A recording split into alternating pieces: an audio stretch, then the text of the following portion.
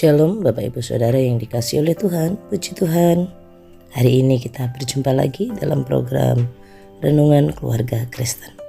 Bapak Ibu Saudara, mari kita satukan hati kita dalam doa sebelum kita merenungkan firman-Nya. Mari kita berdoa. Bapa kami yang ada di sorga, terima kasih untuk kasih setiamu. Kami naikkan pujian bagimu, kami memuji-Mu Tuhan. Engkau Allah yang besar, Allah yang ajaib, Allah yang setia, Allah yang agung. Pekerjaan-Mu tidak pernah terhenti sedetik pun. Terima kasih Tuhan untuk pertolongan-Mu dan penyertaan-Mu. Tuhan Yesus, kami mohon urapan-Mu bagi hamba-Mu ini, bagi Bapak Ibu Saudara-saudara. Kami akan merenungkan firman-Mu. Jaga hati dan pikiran kami, mampukan kami Tuhan untuk memahami isi hati-Mu. Berkatilah kami dengan firman-Mu demi nama Tuhan Yesus Kristus. Amin. Bapak Ibu Saudara yang dikasihi oleh Tuhan, pagi hari ini kita akan bersama-sama belajar bagaimana menjadi pribadi atau keluarga Kristen yang kuat di tengah goncangan. Menjadi pribadi atau keluarga yang kuat di tengah goncangan. Kita akan bersama-sama memperhatikan, membaca dan mendengarkan Yesaya pasal 54 ayatnya yang ke-10. Demikianlah sabda Tuhan, Yesaya pasal 54 ayatnya yang ke-10. Sebab biarpun gunung-gunung beranjak dan bukit-bukit bergoyang, tetapi kasih setiaku tidak akan beranjak daripadamu, dan perjanjian damaiku tidak akan bergoyang.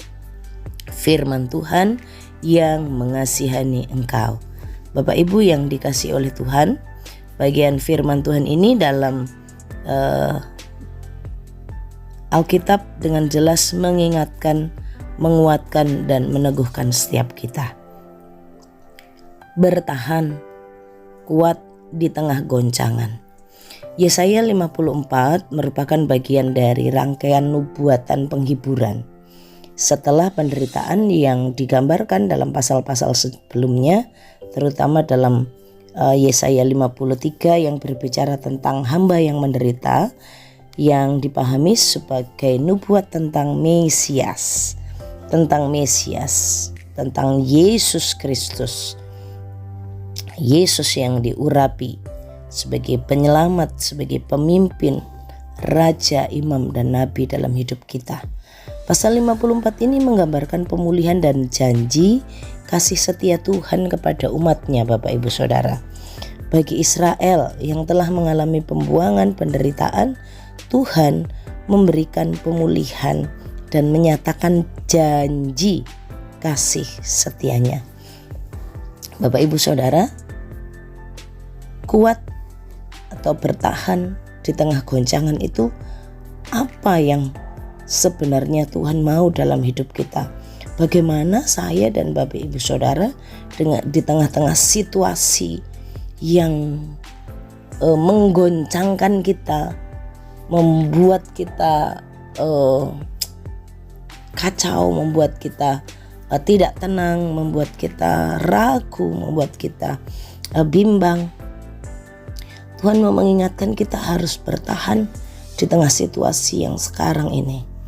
Di tengah situasi yang goncang, Tuhan mau mengingatkan, mau menghiburkan dan mau meneguhkan begini. Biarpun gunung-gunung beranjak dan bukit-bukit bergoyang. Bagaimana caranya supaya bertahan dalam goncangan?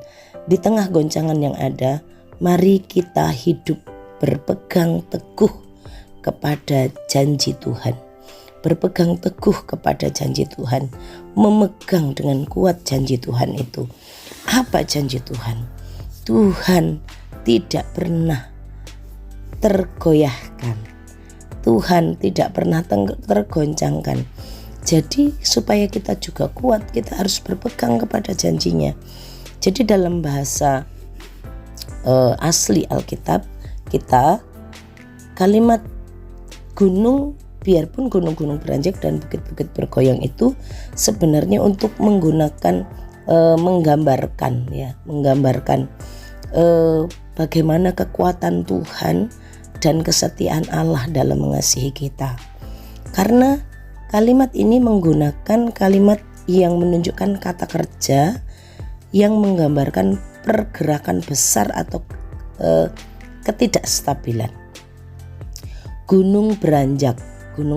Kata beranjak itu dari kata yang menunjukkan artinya itu bergeser, berpindah tempat. Kalau bukit bergoyang itu menunjukkan bukit ya, bukit itu terguncang atau tidak stabil. Ini merupakan kiasan, ini merupakan gambaran, dan juga mau mengingatkan begini. Ini adalah gambaran yang sangat kuat yang mau orang-orang percaya dan umat Israel belajar.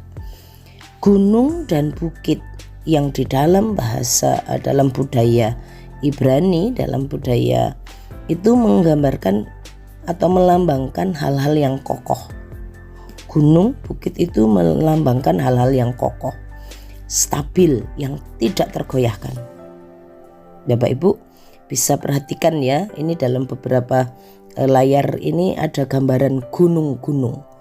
Gunung itu lambang dari kekokohan, stabil, yang tidak tergoyahkan. Kecuali pada masa Tuhan Yesus, karena ada doa orang percaya itu ada bukit yang bergeser gitu ya.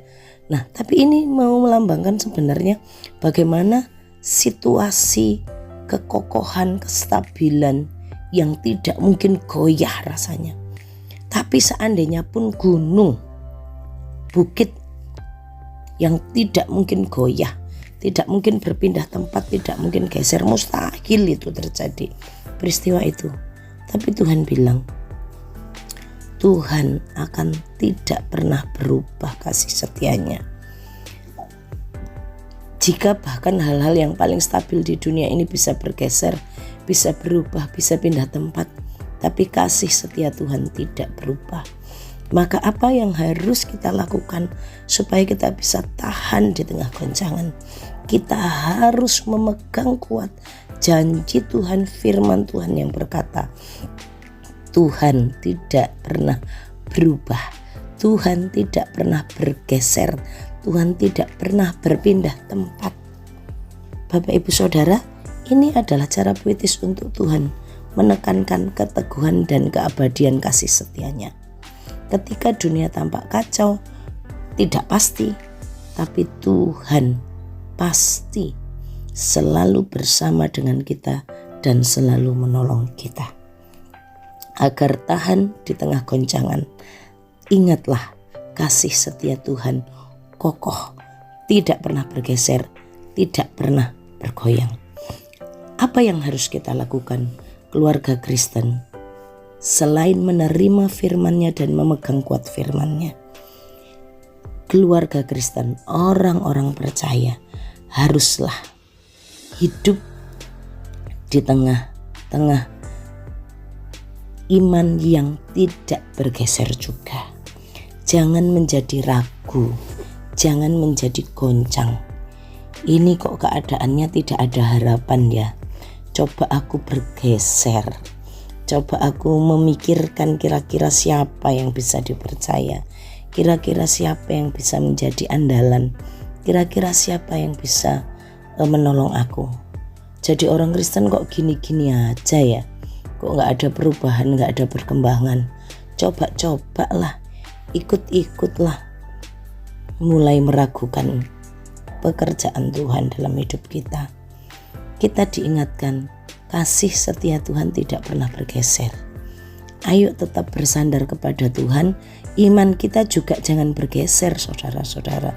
Jangan menggeser imanmu, jangan menggeserkan Tuhan dengan yang lain. Bapak Ibu Saudara yang dikasihi oleh Tuhan, hari ini kita belajar bersama. Kita punya Tuhan yang setia, yang tidak akan berpindah. Tuhan Yesus tidak pernah bergeser sedikit pun. Tuhan tidak pernah goyah mengasihi kita. Kita juga belajar dari bagian ini, bagaimana juga menjadi keluarga yang setia kepada Tuhan. menjadi keluarga yang setia kepada Tuhan. Bapak Ibu Saudara yang dikasihi oleh Allah, menjadi pasangan yang setia, memegang janji seperti Tuhan juga tidak bergeser sedikit pun terhadap perjanjiannya. Kembali perhatikan di dalam ayat yang ke-10. Aku tidak akan beranjak daripadamu dan perjanjian damaiku tidak akan bergoyang. Perjanjian damai Tuhan dengan umatnya tidak goncang, tidak unstabil, tidak. Istri-istri di tengah situasi yang kondisi ekonomi yang tidak mudah ini, masihkah kita sekarang tetap stabil dengan iman kita, tetap stabil emosi kita, tetap stabil iman kita, tetap stabil ungkapan-ungkapan kita dengan penuh kasih kepada pasangan? Masih ingatkah akan janji-janji nikah, janji pernikahan kudus? Tetap mencintaimu dalam keadaan susah ataupun senang, dalam keadaan sehat ataupun sakit. Tetap mencintai pasangan dalam keadaan kaya atau miskin, dalam keadaan gaji banyak atau gaji sedikit, gaji jelas atau gaji tidak jelas. Janji nikah tidak boleh goncang. Bapak Ibu Saudara, cinta kepada pasangan juga tidak boleh goncang, tidak boleh goyah. Mulai memikirkan dan mengungkapkan kata-kata pantangan yang tidak boleh diucapkan dalam pernikahan kudus yang Tuhan sudah katakan jelas. Pasangan di dalam Tuhan tidak boleh dipisahkan kecuali karena maut. Jangan goncang perjanjian nikahmu karena situasi yang ada. Bertahanlah di dalam kasih setiamu karena Yesus Kristus telah memberikan teladan.